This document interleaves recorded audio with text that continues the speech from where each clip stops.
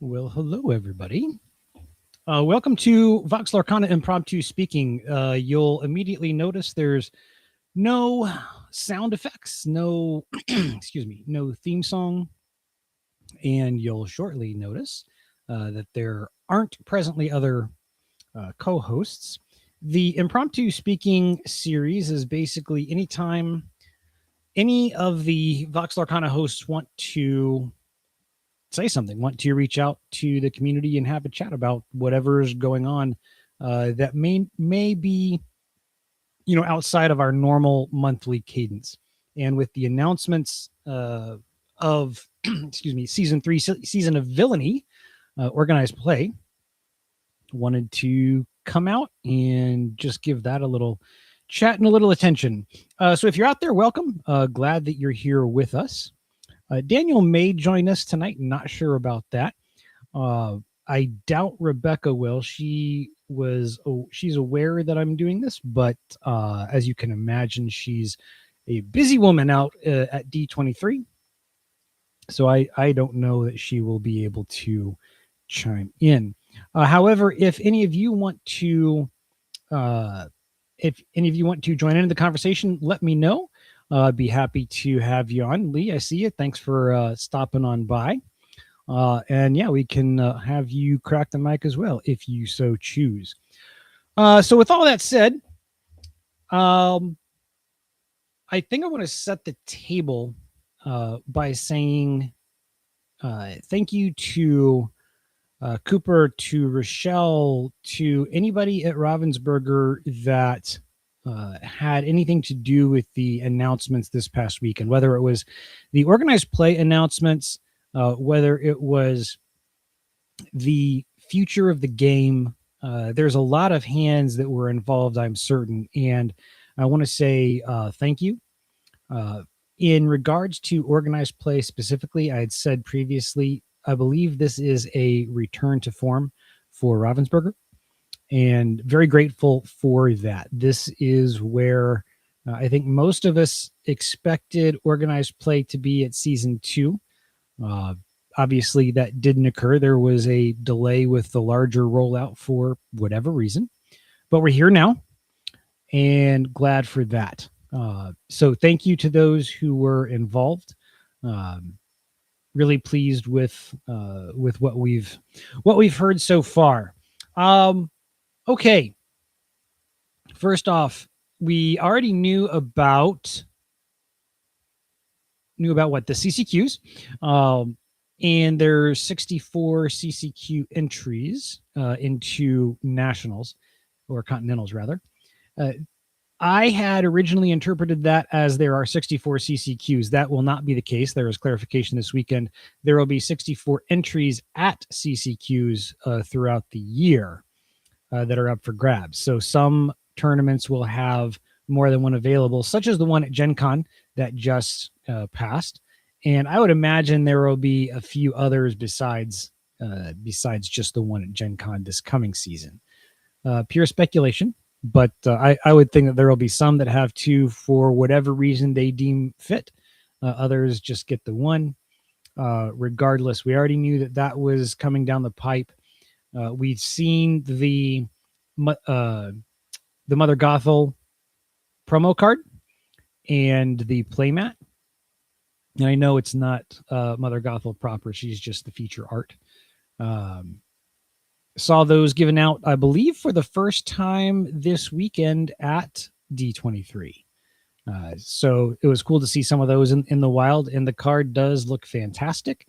Look forward to folks getting more and more of those. And yeah, the pricing as a whole. So Lee, since you mentioned it, let's dive into that. We got all sorts of just absolutely off the hook art for this. Let me flip back into my handy dandy notebook, which is actually just screenshots that I captured as I'm scrolling through on my phone. Okay. Ursula, the participation card for DLCs, artist Ian McDonald. Card looks fantastic. Then the 3 match wins is just absurd. Be prepared. by Emily with the last name that I can't read because my phone is too fuzzy. But man, that art, holy smokes. Um, it has no business going that hard, but here we are. Um, then you get into, I don't think I captured the higher prizes, primarily because I won't be competing for those. That is not where I live, folks. But I'm looking at the various mats, and so we've got the Gaston and the Madame Mim. So I'm presuming those were also kind of in the day two or top cut type pricing. The day two qualifiers also get the Be Prepared playmat. Top 16 get a Madame Mim playmat. On the prize wall, we get the Ursula and the Gaston playmats available for tickets. I don't know what the ticket costs will be, but always glad to have those available for those that perhaps don't want to play in the DLC, but just want to grind side events all day. Maybe they're just a prolific drafter and want to grind that all weekend. Great. There's probably a path for you to get some play mats and some incredible promos. Yeah, that the Be Prepared, like so on my screen I've got four images, right? And I know that 4 images exist, but I'm only looking at one, and it's that Be Prepared playmat. For all you day two qualifiers at DLCs, man, congrats in advance, because that's probably a plane ticket, if not more, if you want to sell it. My word. And I know there's going to be basically 20,000 of them in North America and another 20,000 in Europe. But given the influx of Disney Lorcana fans, of players, of collectors out there, some of them, we've got the Lorcana bros and just other scalpers. I think a lot of people are I think there's going to be a demand for that playmat in particular. We'll see. I might be wrong, but I'd be shocked if that's not selling for at least a plane ticket in most cases.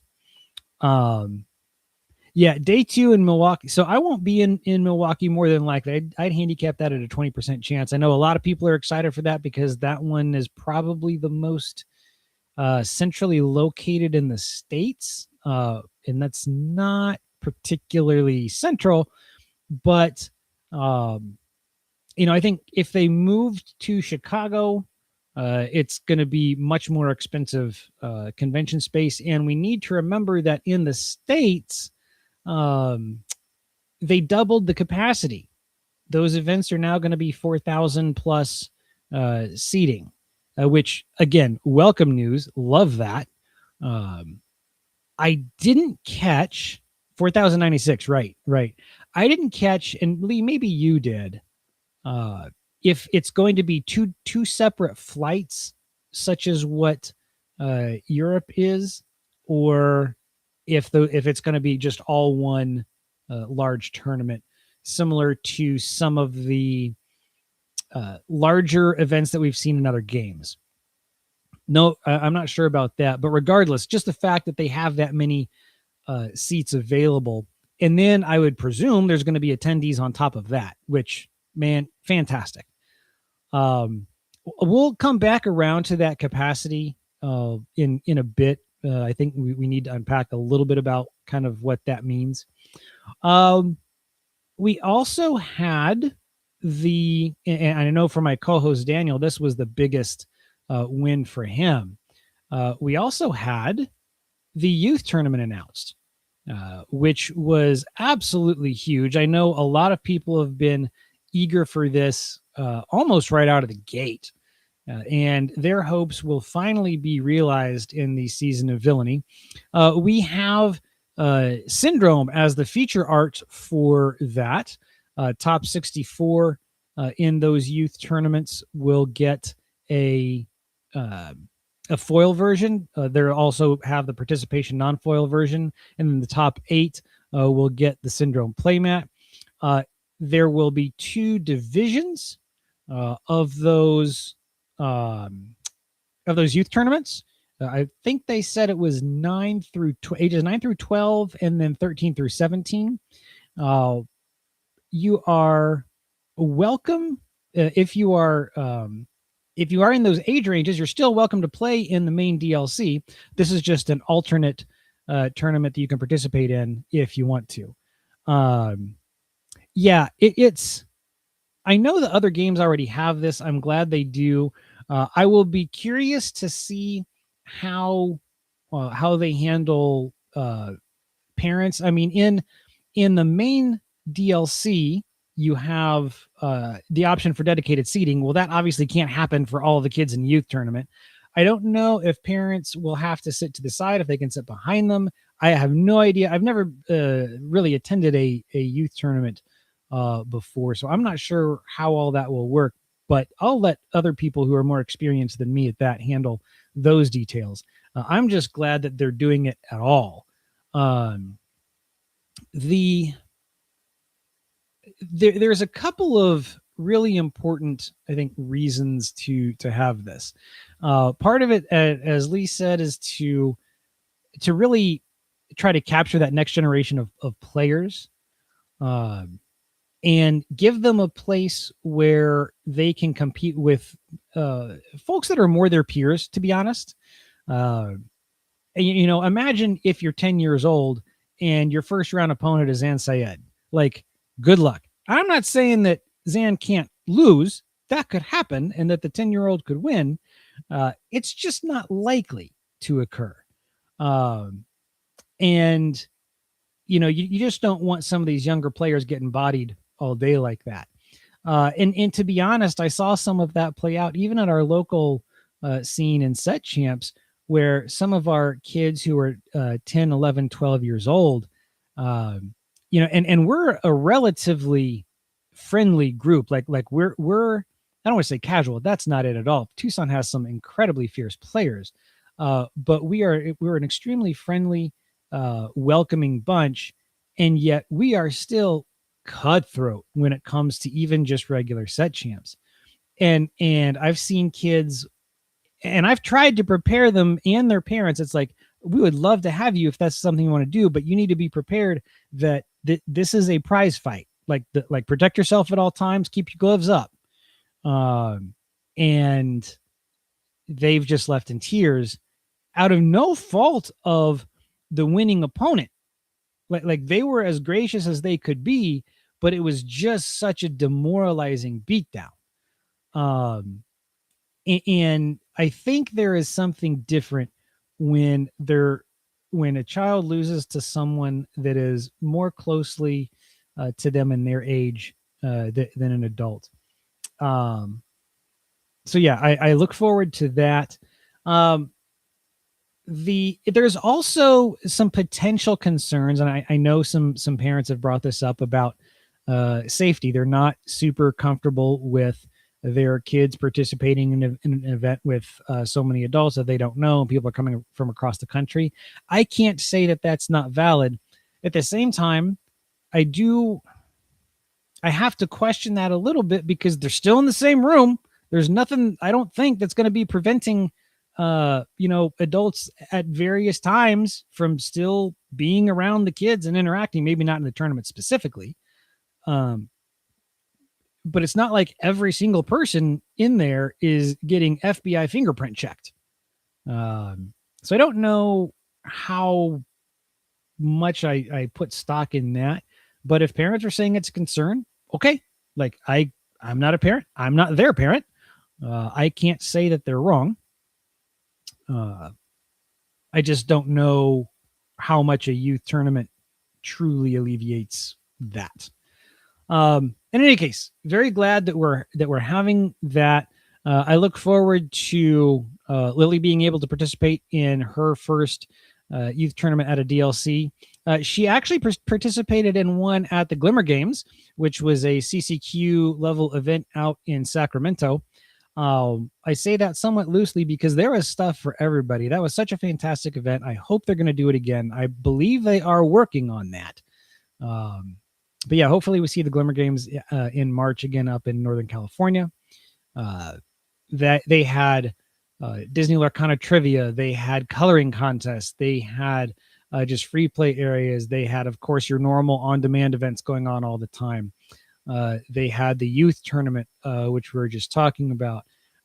They had multiple artists there. There was panels. They had actually artist panels there. There was basically they had cosplay contests. They had Disney bound contests.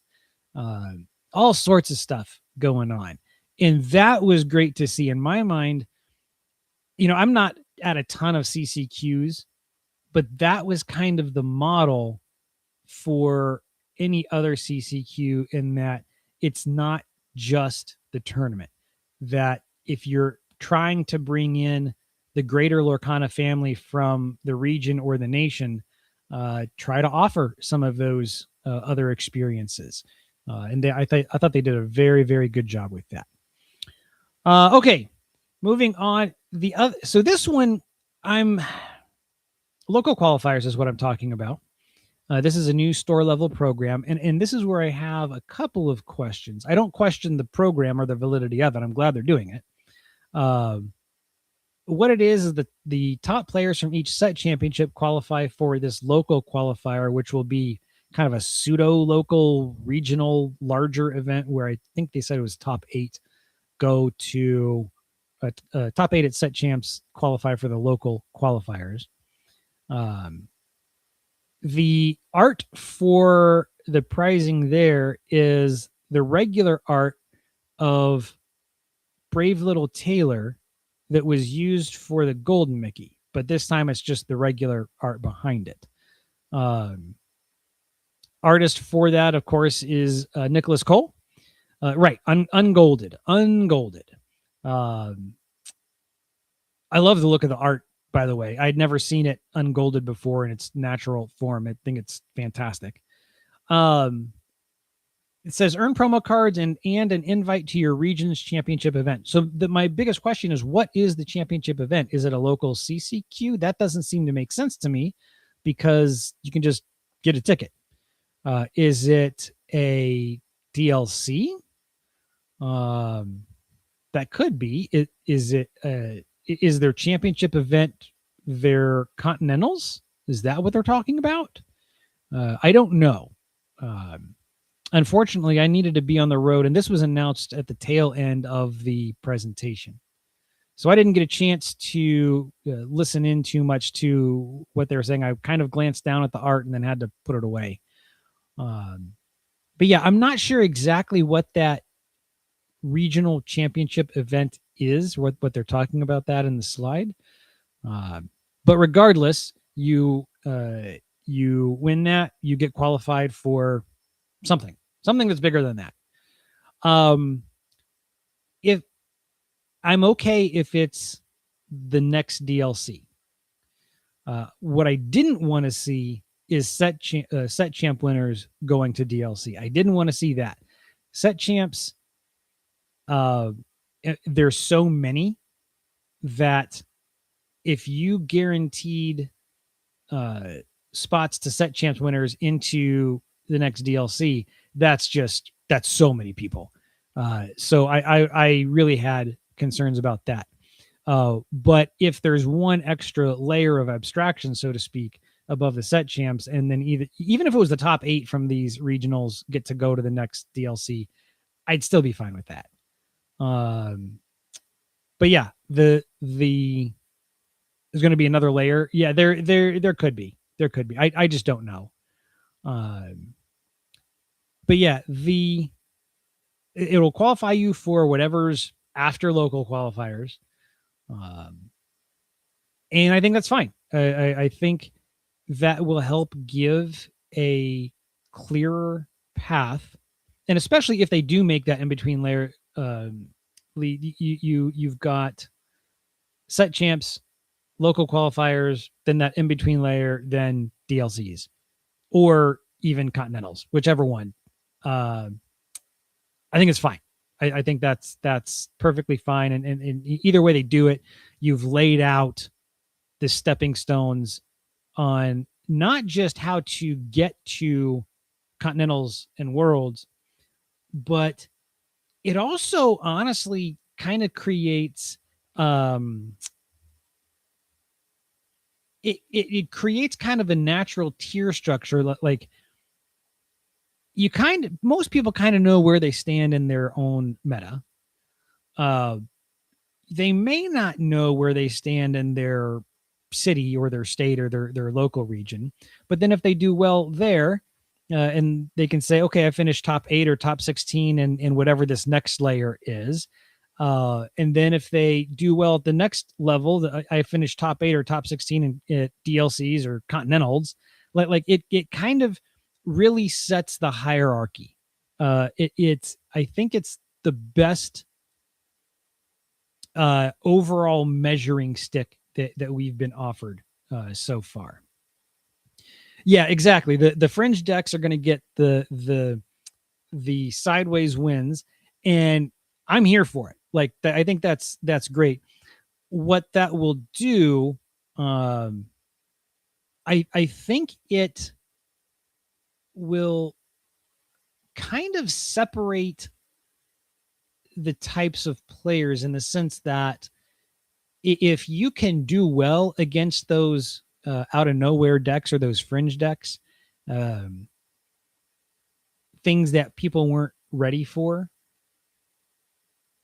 then so even if you weren't ready for it, but you still adapt to it and end up overcoming, that's the sign of a pretty strong player. If you're able to do that consistently. Similarly, and we exactly knowing the game, then pivoting in game. So if you can do that consistently, you're strong no matter what. That's why metas such as what we have right now in Core Constructed fascinate me, because I think it's a real test, not just to see who can distill a deck that has the most advantage going into the most of the meta, but for whenever they invariably come up against something that isn't a great matchup for them, how do they navigate that path? I don't know that we really have a super clear cut top dog. I think it's starting to develop, but yeah, I've enjoyed seeing the variety of results that we've had. At Gen Con, seeing Amethyst Ruby take the top 2. I've seen Emerald Steel do pretty well this weekend at D23. And I apologize to those listening. I did not get to see competitive coverage. Shame on me. What's going to be cool is, I would say 48 weekends out of the year, if not more, we're going to have something to stream. And I'm only saying not all 52 because you got holidays, right? I don't think you're going to have anything on Christmas weekend or the weekend after Christmas, things like that. But yeah, with as many CCQs as we're having, not just in the States, but in Europe as well, you're going to have your choice of what to watch. That also means that you're not going to be able to watch everything. That's kind of a great side effect of everything that is coming down the pipe. There will be no shortage of things to watch if you want to catch competitive Lorcana. You can see that. And you know what? Let's just get into that digital client. I know we're kind of pivoting here. Whenever that hits, there's going to be no shortage of bad Lorcana play to watch too. Everybody and their brother is going to be streaming that. So glad that they announced that. It was so funny because the day before, Daniel was saying we sure could use and he posted it on Twitter. It's like, we sure could use an announcement about a digital client. I wonder we need something soon. And I posted, yeah, like right now. And then not even 24 hours later, boom, we get it. I promise we did not have any advanced information. It was just like, yep, that that worked well. Exactly. 15,000 new streamers day 1. Yeah. And that might be an understatement. Um, it, but who cares? Honestly, like raids are going to be flying from Twitch streaming, just handing off from person to person to person. You're going to have top players, right? You're going to have your folks from Maelstrom and Infinity and your Zans and folks like that. Your Zax, all those folks. And then you're going to have people like I don't think he's going to mind me calling him out. But you're going to have folks like Brando that are mild. We'll just call him mildly less serious than some of uh, than some of your more well known competitive folks. He's going to be more of a fun deck, a jank deck player, but I still think there's a place for that. I want to see how people play. I want to see how people engage with the game. I want to see what nonsense that they have fun bringing to the table. And yeah, I do want to see some of these more competitive content creators. I want to see how they engage with it. And it's going to be an interesting balance because on the one hand, they want to play competitively to show off their skill and increase their viewership and whatnot. I want them to do that. But then just how much do they reveal? Like how much are they going to be showing what they're actually playing? Or maybe they take breaks in between the larger events. I don't know. Again, with so many CCQs going on, not only is there going to be something for us to watch every weekend where we can't watch it all, players can't play it all. We've got a lot of people that travel much of the year, but with that many CCQs and DLCs firing off, people are going to have to start picking and choosing. That's a good problem to have. But I was talking with Abby, my wife, and I was talking with some other friends. I said, we're just not going to be able to do everything we want, whether it's for lack of time or money or both. That's again, good problem to have. Means you've got choices when you do have the time and the money. But yeah, that will be something that we're not used to. Exactly. Can't have the top 20 being the top 20. I had a couple of years ago, it was Fort Worth.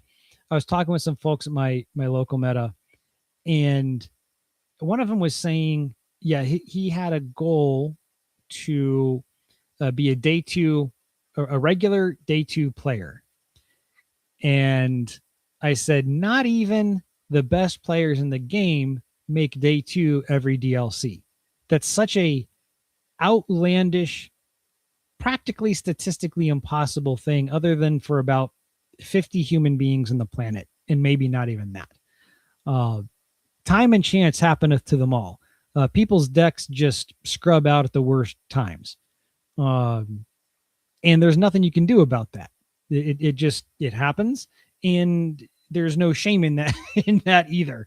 But what you can do is you can be top 200, right? And then out of those top 200, typically the top 64 come from that top 200 or 300 folks, and you get a few newcomers each tournament because they're not all going to all the same tournaments. But yeah, there you've got the matchups. Maybe you made a bad meta call. That happens, right? Sometimes I know for me at Dallas, I went in knowing that Bucky was my nemesis, that green steel. Like if I played that, I'd probably just lose. But I also guesstimated that it would be 25 to 28% of the meta, which meant statistically I was likely to face it 25% of the time. So I was probably going to face it 2, maybe 3 times. If I can squeak out one of those wins, that would be fantastic. As it happened, I've played it 5 times. Womp womp, sad face, I lose. Just game over right out the gate. I made the right call in that it was 26% of day one. I just faced it a statistically improbably higher amount. And that happens. So yeah, we've got a bunch of options for players coming up, which is a great thing. We've got the digital client coming up, huge thing. I don't know how soon that's going to be coming out. A lot of us were, I don't know about a lot. Several folks were speculating that an earlier post on LinkedIn and a job posting that Ravensburger had for an executive producer for digital was for this digital client. And it seems like that was very likely to be the case. Now, that was 18 months ago. It wouldn't shock me if we're still over a year away from that digital client.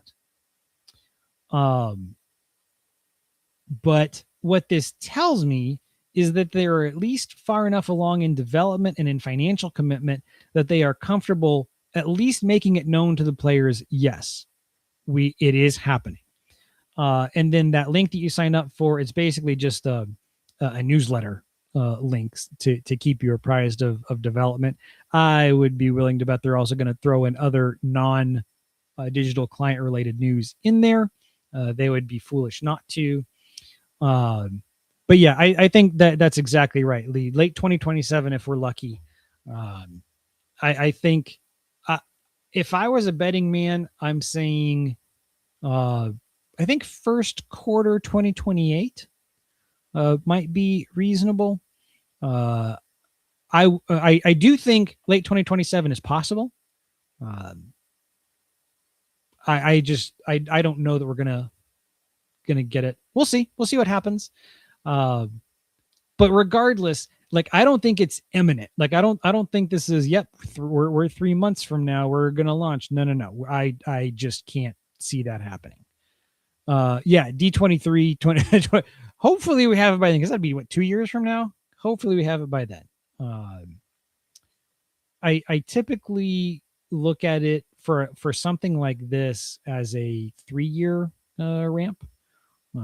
So if we're already a year and a half into it, maybe another year and a half. But yeah, I don't know how long it's actually been going. We'll see what happens. But just the fact that they announced it, that was fantastic.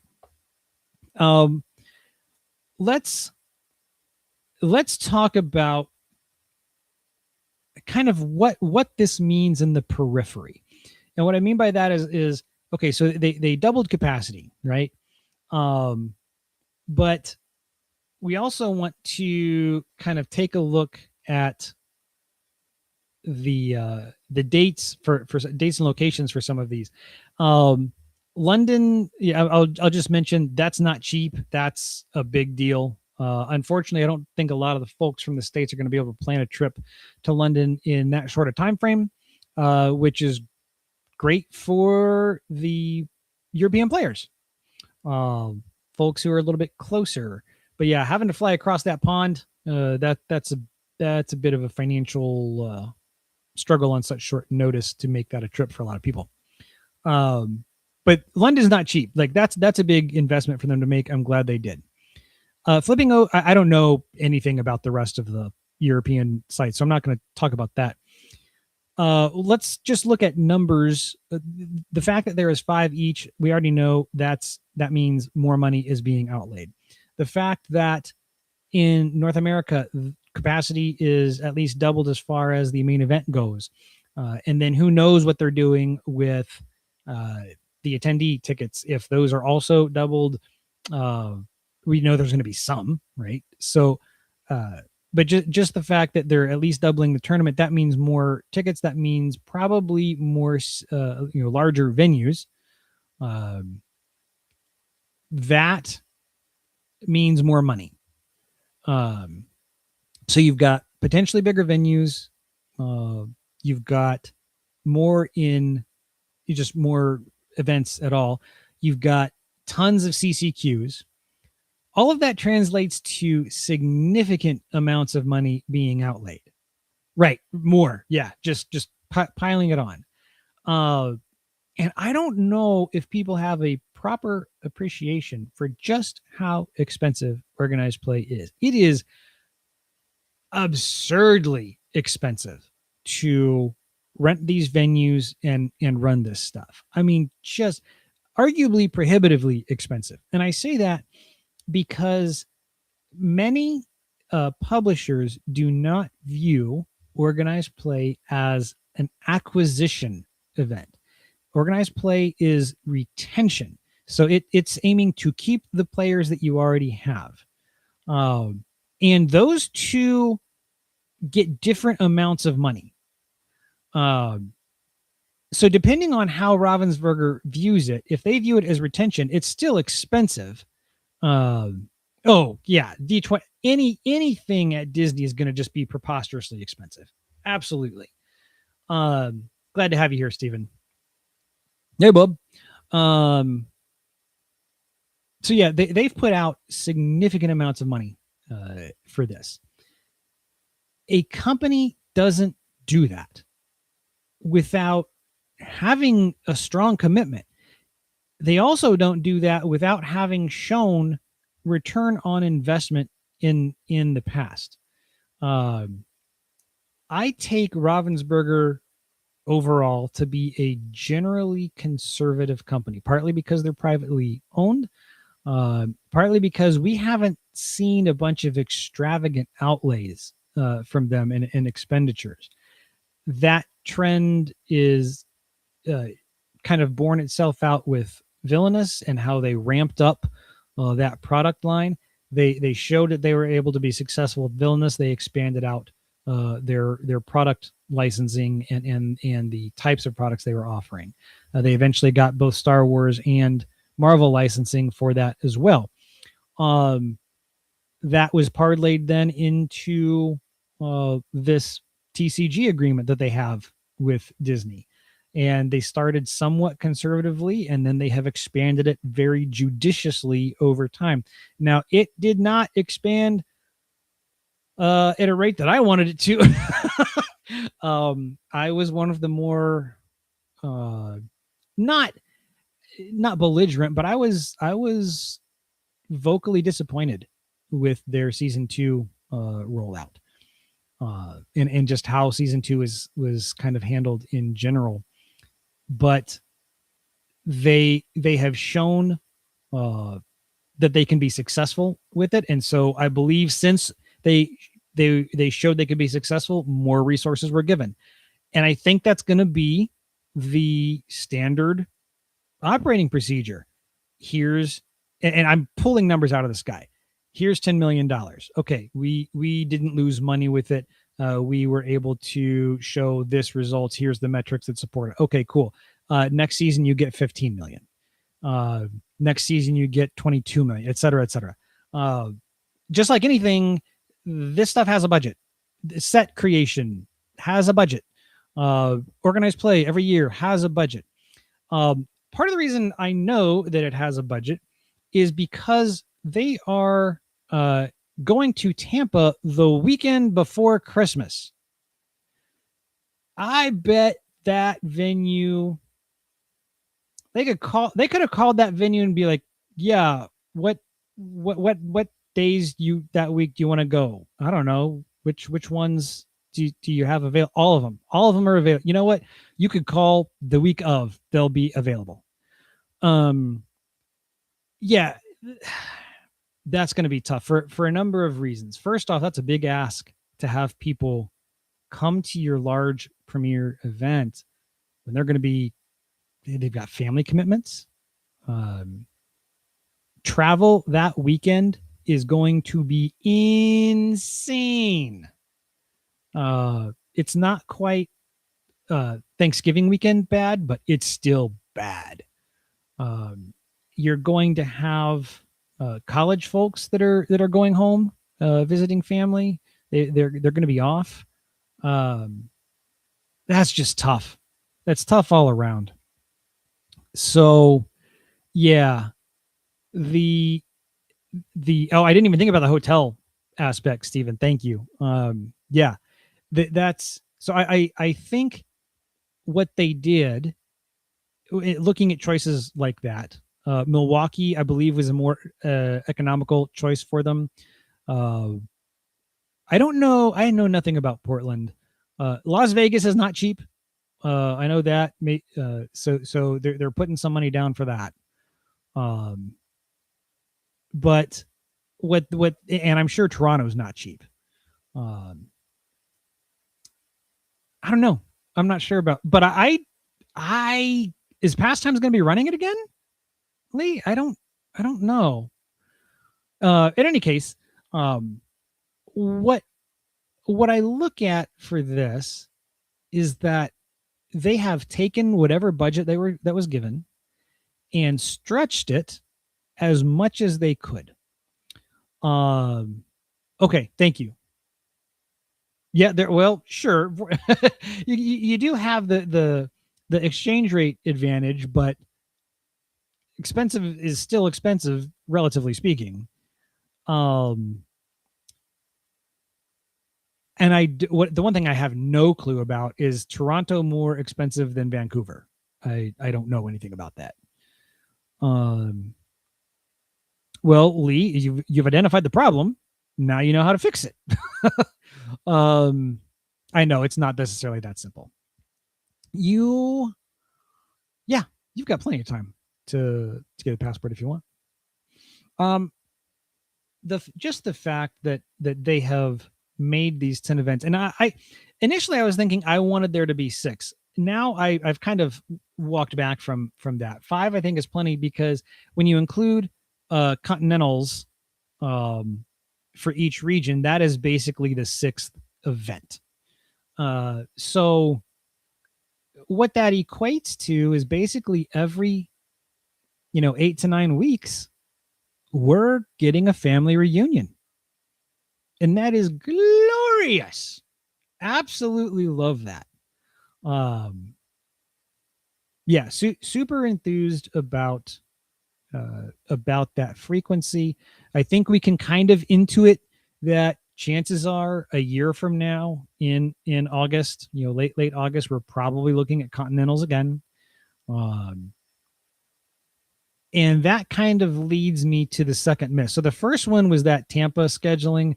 Glad it's there. I get that they got, they're trying to stretch that budget, I'm presuming, but that's a tough ask right there. So that was kind of miss number 1 for me.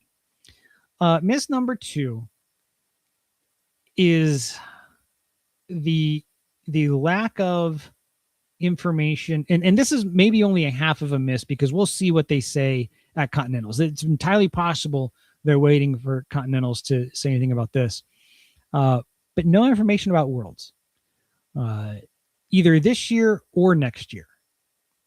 Now I've already gone on record a couple months ago on Vox Proper and said that I do predict that this is going to be another closed Worlds this year.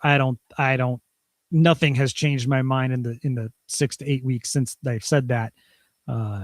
I just don't see Worlds being open again. I feel really bad for some of the folks that were saving money for it. They're going to miss out on that opportunity again, speculatively speaking. But folks like Rules of Villainy, Kristen, I believe she was one of the ones that were saving for that, or holding on to hope for that, and I just don't believe it's going to come to pass. And just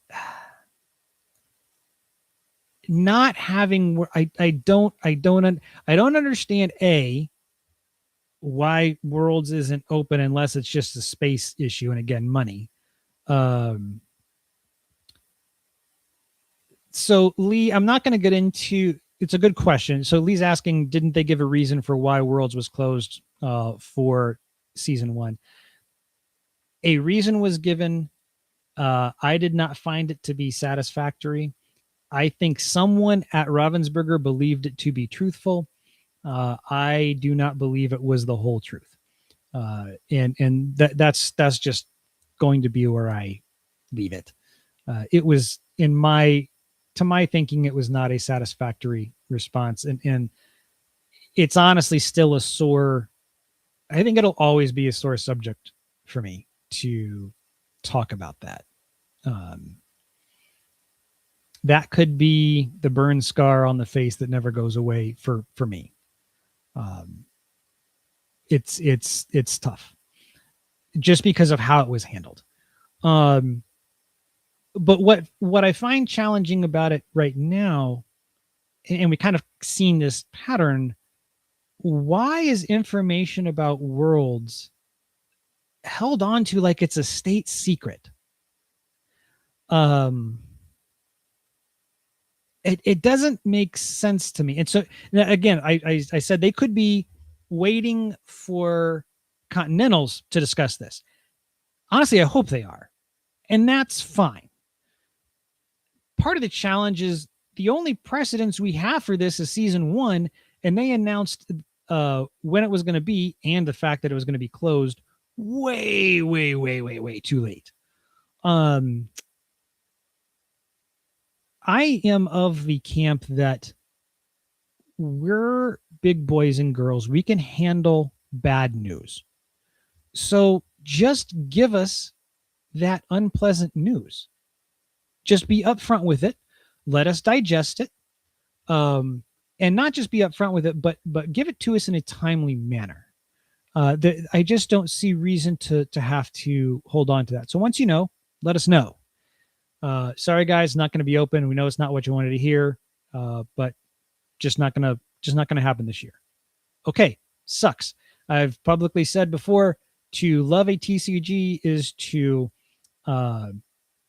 know frustration and court disappointment, because the company will make decisions that you don't like. You get used to that, especially after the decades that I've been around this industry. You get used to that. You can live with disappointment. Just be upfront. That's what I ask. Now it's possible that they give us some information that it still may be closed this year, but at least they can give us the dates at North American Continental Championship. That would be welcomed. What I would like to see, honestly, I would like them to give us the information for season 3. I don't think they will. And that very well could be just because it's too far away. Like maybe it's not cemented yet. That could be. I have doubts about that. I think they know when season 3 Worlds will be. Again, speculation. I don't know anything. But I suspect they already have that knowledge. But it could be a situation of the final contracts haven't been signed, something along those lines. So yeah, I hope that we get that information. The fact that we didn't get anything about Worlds or next year's Continentals, to me, that was a little bit of a miss. Just give us the information, man. Like, just give us the info. But if they, if they don't know it, that's entirely possible. Entirely possible. I just want that info absolutely as soon as possible. Honestly, so that people can plan. These trips are not cheap. Walt Disney World is just preposterously expensive for those on the West Coast or even in the middle of the country. You have flights out to Orlando, not cheap. And then just getting into the venues, right? Like the tickets themselves, not cheap.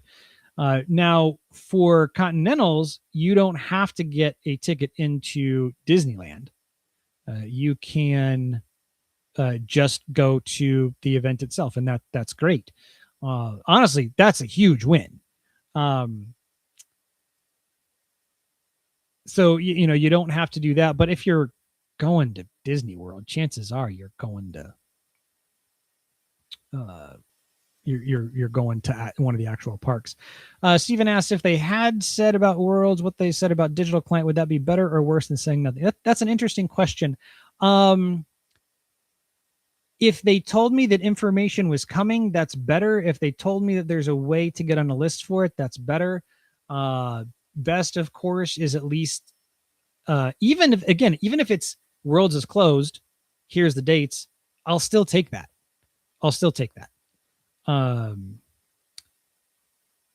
Yeah, exactly. Yes. The yeah, D23 expensive. Glad that you didn't have to pay for a park ticket to play in that CCQ. So all that out of the way, again, still absolute W of a weekend for these announcements. I don't want to throw the baby out with the bathwater. That's relative to everything that was good. That's just a minor quibble. And yes, generally, I am very, very positive, very grateful about what was said. My hopes for Continentals is that it is an even bigger celebration than what we had at season 2, or pardon me, season 1. And I was very impressed with what they did with season 1. I thought that was a great first entry into the Disney Lorcana history for Continentals level event. Had a fantastic time. Generally, I thought the setup was of the area was good, at least with the viewing area and some of the ancillary events. I keep in mind I did not participate as a competitive player, so I wasn't in the LCQs. I wasn't doing a lot of the side events. I was there for the pack rush and the artists and the developers and the friends and the feels, just hanging out with my family. So from that perspective, I had a great time. I can't wait to go back. I hope it's even bigger and better than before. It will be interesting to see how the VIP lines and areas are handled. I did not get one of those VIP tickets. I did get premium because I wanted the playmat. So it'll be interesting to see how Fanfinity handles those. And Lee, the Fanfinity running the DLCs or not DLC, the Continentals was the only reason I wasn't sure about Pastime. So I do appreciate you clarifying that they're running that again. That is an interesting choice as an aside, going back with them. I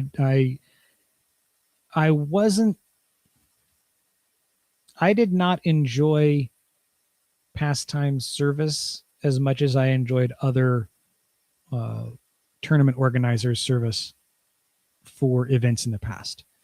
I did not have a bad time. I know others had a much worse time than I did as far as engagements with them as a organizer.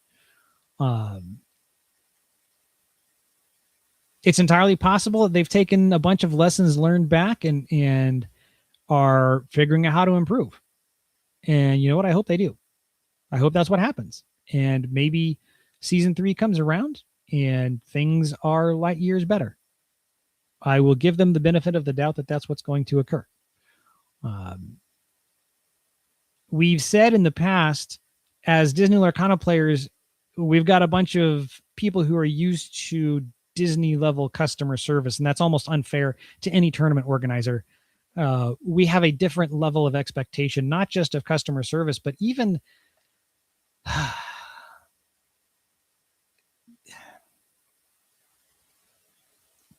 Disney offers happy endings. Like you get the happily ever after, right? You get the Disney magic. And in tournaments, sometimes people lose matches. In fact, out of every match, there's at least one loser.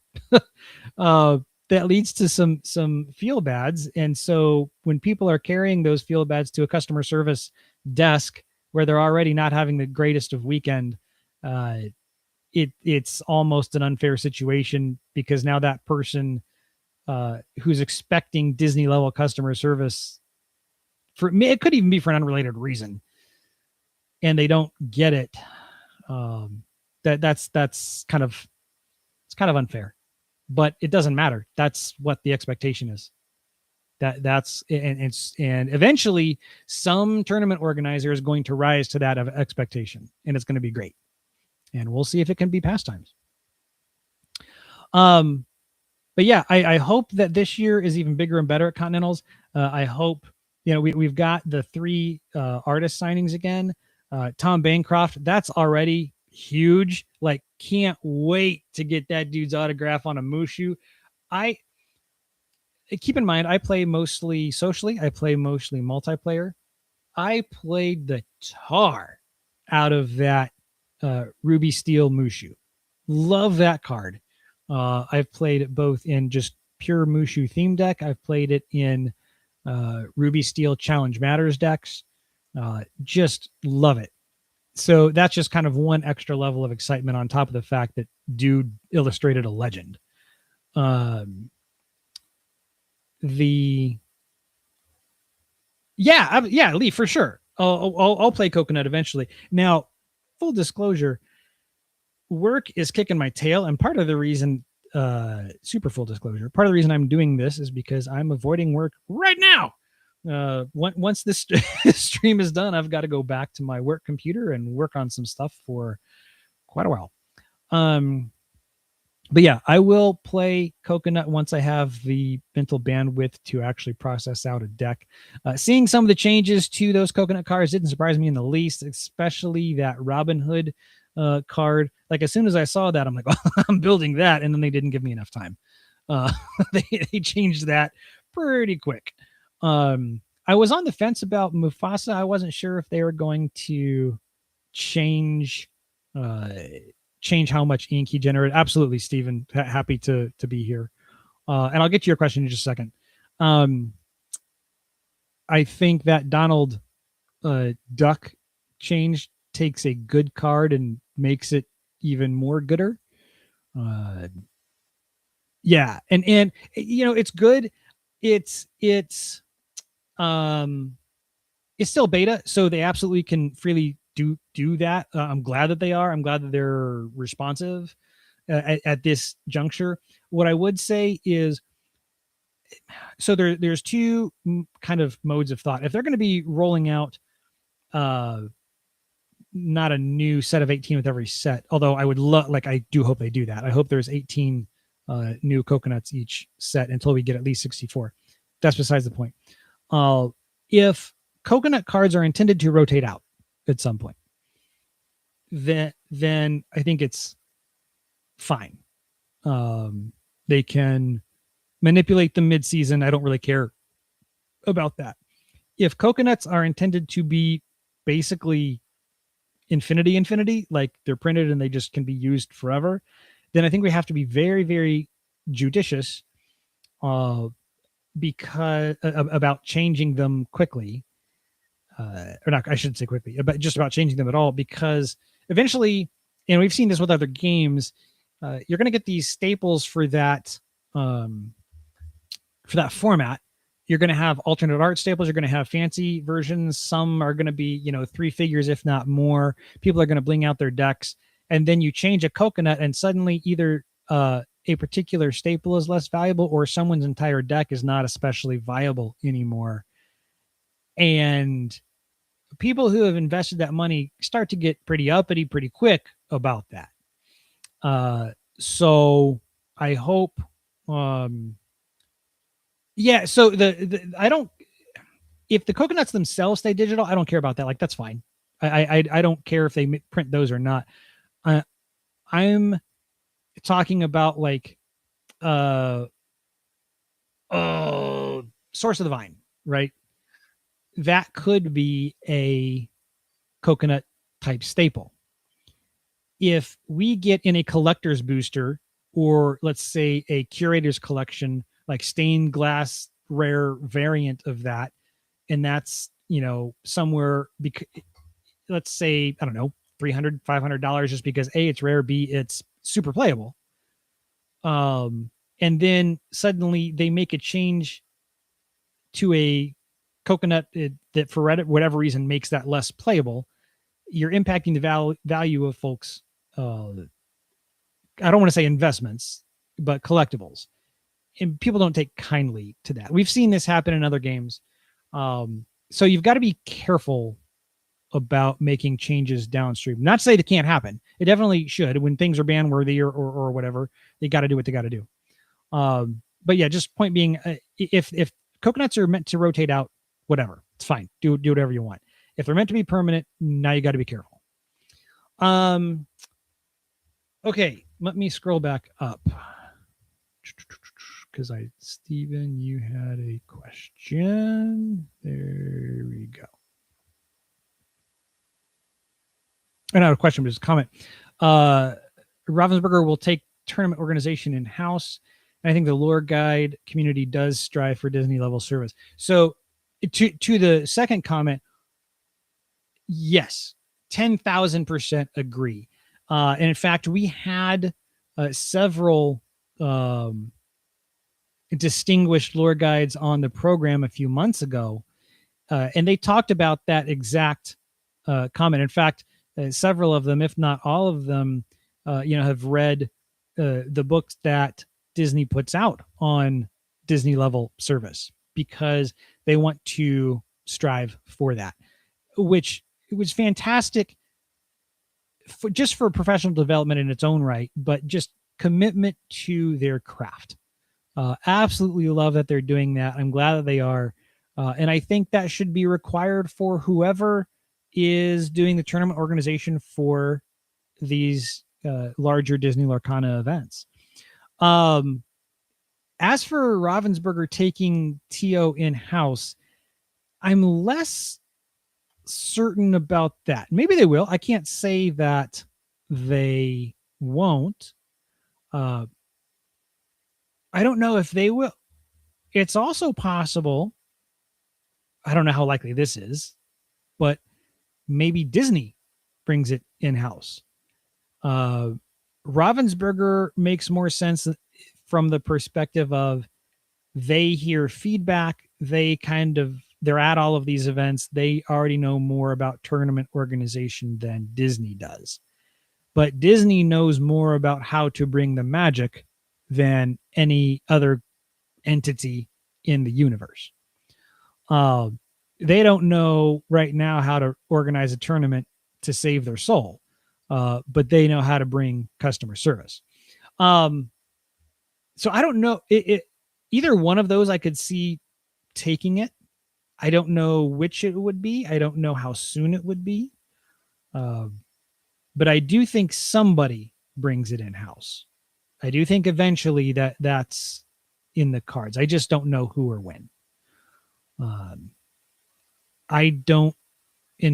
point being, I don't envision Pastimes or Fanfinity or others being or having the tournament organization responsibilities outsourced to them. I don't see that infinitely. I do think there is a end to that. I just don't know when. What else did we have over the weekend? We've got, I think it was Cosmic Quest.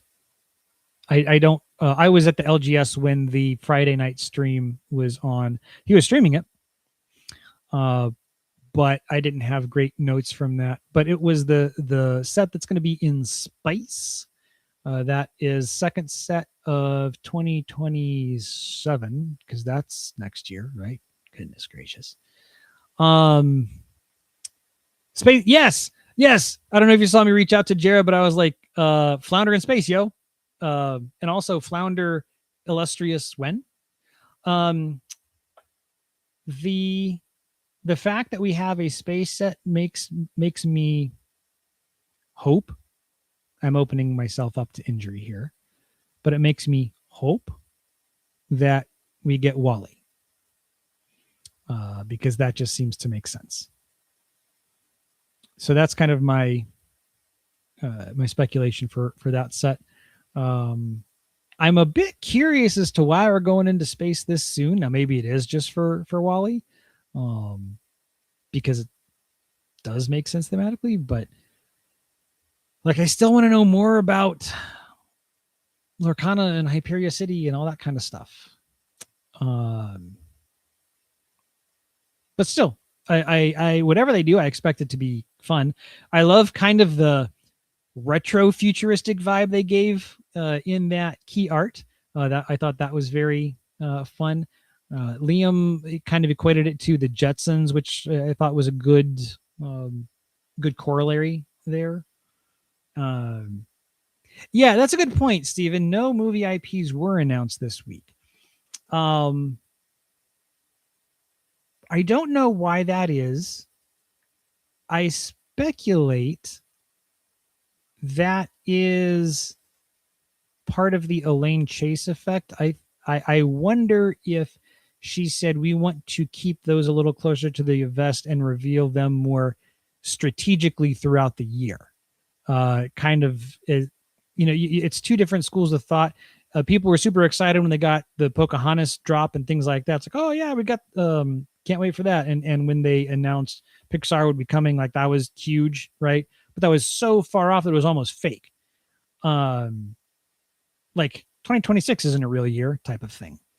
Uh, so I speculate that it's something like that, but I honestly have no idea. I don't know why. I fully agree that is a, uh, it was very conspicuous in its absence. They are leaning heavy on Coco right now. That Coco into Kingdom Hearts 2 or 4 trailer was oh, filthy. Filthy.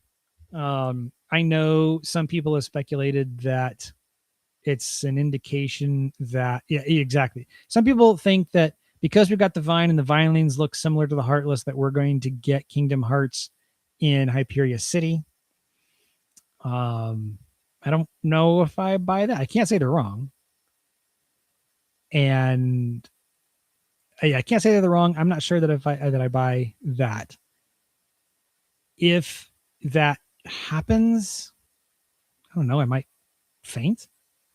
Maybe that could be a thing that happens. We got the announcements for the Kingdom Hearts anime or whatever feature is going to be on Disney Plus, the series. Can't wait for that. Whew. Oh boy, that was cool.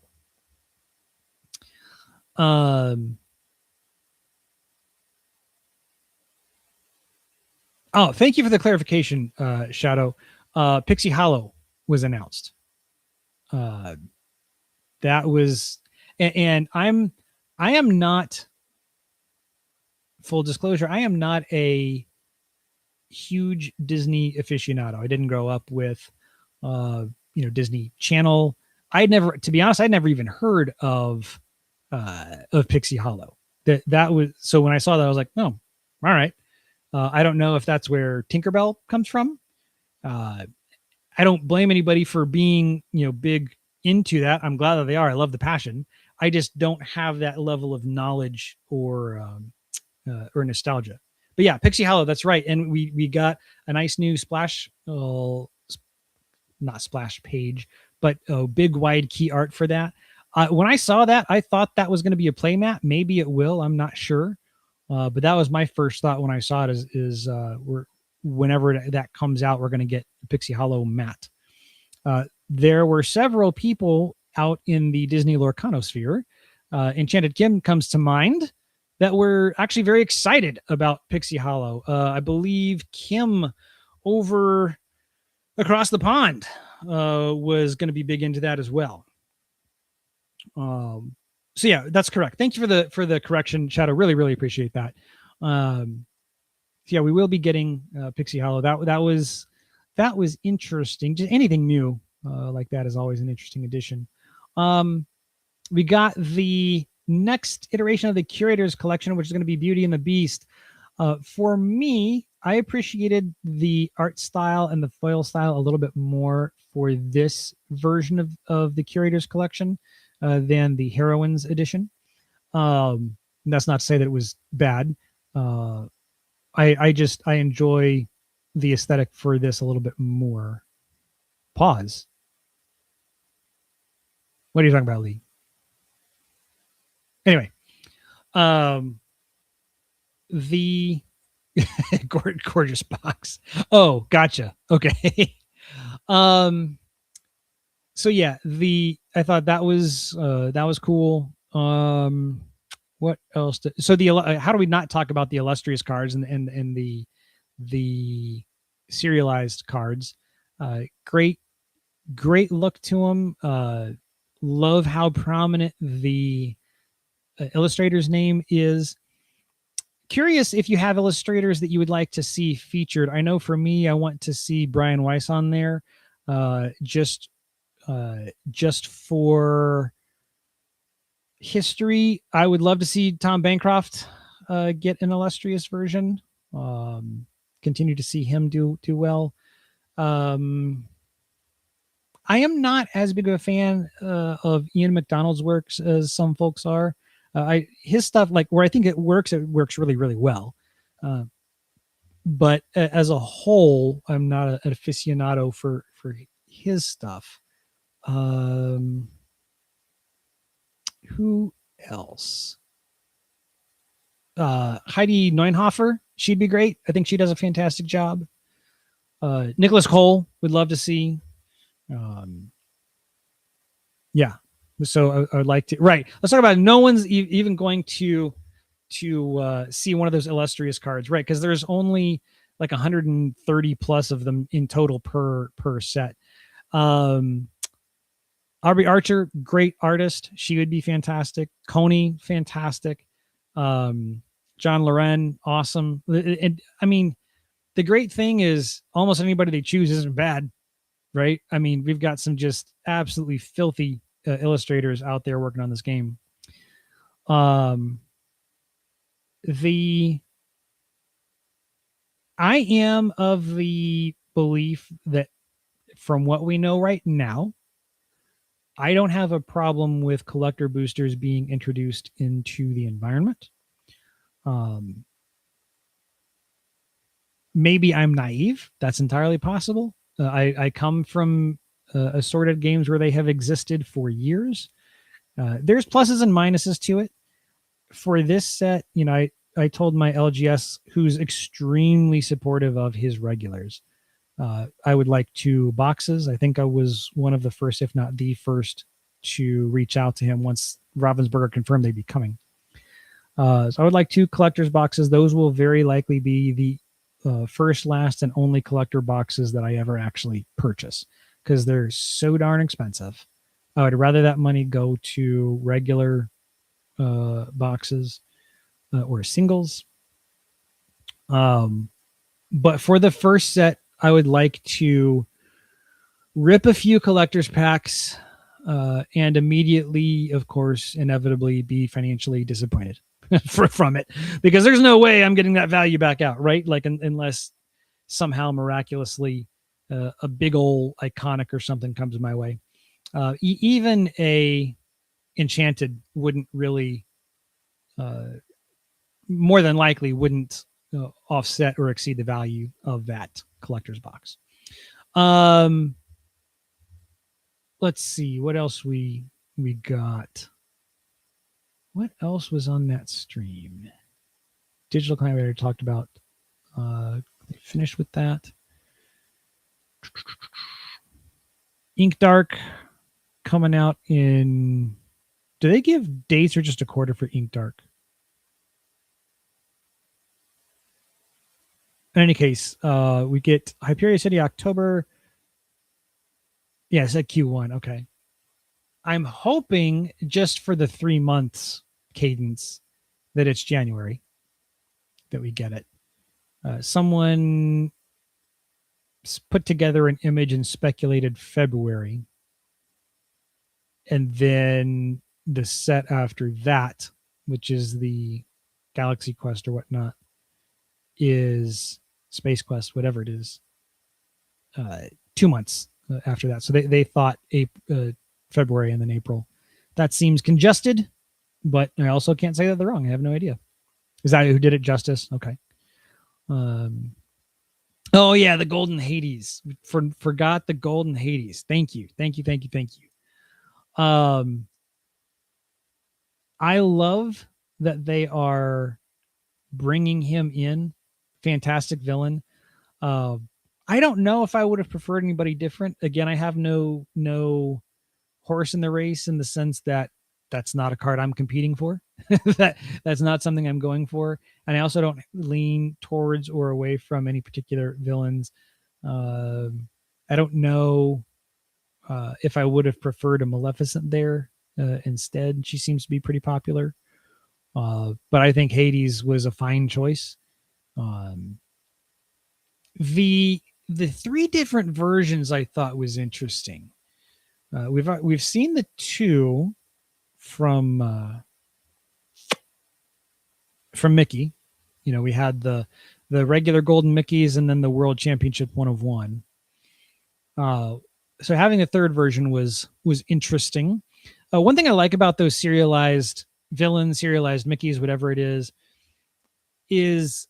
just the history that's tied to it, right? Like we by number, assuming that the winners announce what numbers they got, we know who received those from which events. And so there's kind of this almost baseball level tracking on um, on some of these prizes, and that kind of minutia appeals to my brain. Right? Yeah, it's blockchain-esque for sure, Stephen. So I love that. Love that aspect of it. And so the fact that we get more, all right, cool. I dig it. I am curious what they're going to do with the other Mickeys. They made 500. I thought that was a curious choice when they first announced it. I know they're going to bring them back at some point. We don't know exactly when that is. I can't envision that they're going to waste those and not give them away. For what it's worth, there are definitely prizes in other games and for various reasons that are destroyed, particularly when it comes to serialized or otherwise limited cards. So that is on the table. It's a thing that happens. I just don't know that they're going to do it. I don't envision those cards being destroyed like that. If for no other reason than, like, everybody knows there's 500. We're expecting there to be 500, and they still are great prizes for something. So, like, you've put the money into them, just use them. We'll see. We'll see what happens. Okay, wildly speculate on next season's theme. Okay. Wildly speculate. Princess theme. Season of bling. Yeah, princess theme. That would be my first guess. I'm actually surprised we haven't seen more of a focus on princesses beyond that heroines set. They're so marketable that I figured we'd see a little bit more of a push. I figured we would see more of a princess theme deck, princess classification deck, more Princess Matters stuff. Like we had some early with that Moana that wasn't overly playable from set 1. I thought we would see more, and we haven't seen it to the degree that I speculated we would. But yeah, princesses would be my first guess. After that, it's not. I don't think it's a wild guess, but you can go kind of Mickey and Friends, the Fab Five, so to speak. They've been big time characters over the years for a reason. So I think we could see something like that. 90s or Renaissance theme, I would love to see that for sure. I don't know why, but for whatever reason, coming through junior high-ish, maybe starting in 6th grade, I don't remember when it came out, our school showed us The Little Mermaid in class so many times. Like, oh my gosh, tons of that, tons of Aladdin. I do love Aladdin. That's one of my favorite 3 Disney movies. Robin Williams, man, never be another like him. But yeah, more interacting princesses, more evasive, says Lee. Why more evasives? I can't say that we don't, but I'm not quite sure what you're looking for there.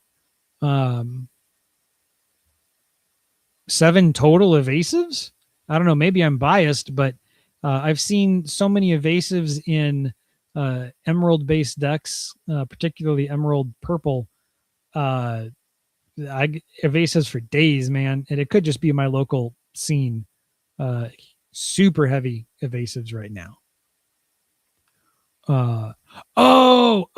7 evasive prince. Okay. Now I'm tracking. Okay, gotcha. Yeah, that I can see. But yeah, that kind of rounds out the discussion, I think, because wanted to primarily focus on yesterday's stuff, and we went into Fridays for a bit. That's okay.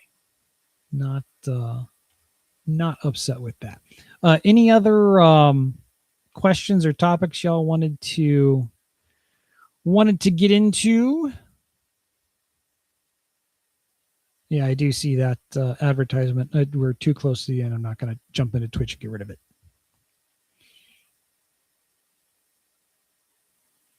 Noir theme, huh? What would that look like? Part of the challenge with a noir theme is if you're talking, like, in addition to that genuine black and white, you start to get visually uninteresting cards. The one that comes to mind there is a steel, I believe it was a steel mini detective potentially, that just looked real washed out. That didn't look great. Okay, got it. Got gumshoes and yeah, that would be interesting. I can see Daisy Duck being one of those femme fatales. I could see her slotting into that role. Yeah, Dick Tracy, Roger Rabbit style, right? We could kind of go that route. I have said, some folks have said they wanted to see Marvel and or Star Wars in Disney Lorcana. I kind of don't. I am more into Marvel than Star Wars, but regardless, the only way that I would enjoy that is if you had Disney characters as the Marvel characters. Not long ago, and maybe they're still continuing to do it, they have alternate covers like, what if Mickey Mouse was Iron Man? And you have that kind of style. I would still be good with that. But if we just get, straight, Darth Vader and Magneto and whatnot coming in, cool characters, love them. I don't need them in Disney Lorcana personally. Yeah, like we don't need Tony Stark in Lorcana, I don't think. We'll see what happens. But yeah, I do kind of hope eventually, I don't think we need to see it anytime soon, but eventually I do hope we get some of that. And maybe it's even like reskinned versions. So think curators collections, right? We get 6 specific cards where they do some version of Mickey but make him as Iron Man, and some version of Donald Duck but make him as Captain America or whatever. So maybe it's something like that, kind of a limited alternate art type printing. Like maybe they did something like that. I'd be super open to something like that. Animated Star Wars show. Yeah, I could see that. But if they're going to bring another property in that's animated, honestly, I want it to be Kingdom Hearts. I think that just fits in much better. But yeah.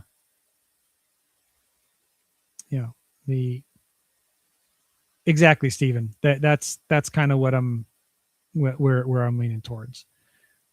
Curator sets, D23 style sets. Yeah, something along along those lines. I would be a fan of that. And as I say this and the words escape my mouth, I'll be mad because I can't get my hands on them because it'll be at a D23 or any limited edition release, and I'm not paying the $400 for it or however much they are. But that's the kind of style I think that would be could be fun. Okay, just scratching the bottom of the barrel here for stuff. I think we're going to wrap it up here. Folks, thanks for hanging out. Just want to reiterate, super happy for the information we got this weekend. Thank you to all involved who worked on any of the aspects of it, whether it was the sets and the products that were discussed or the presentation thereof. I really appreciate that. Thank you to the company for flying out, Baker and Rebecca and others for helping to announce that, and to folks like Color for being able to commentate the CCQ. Just really, really,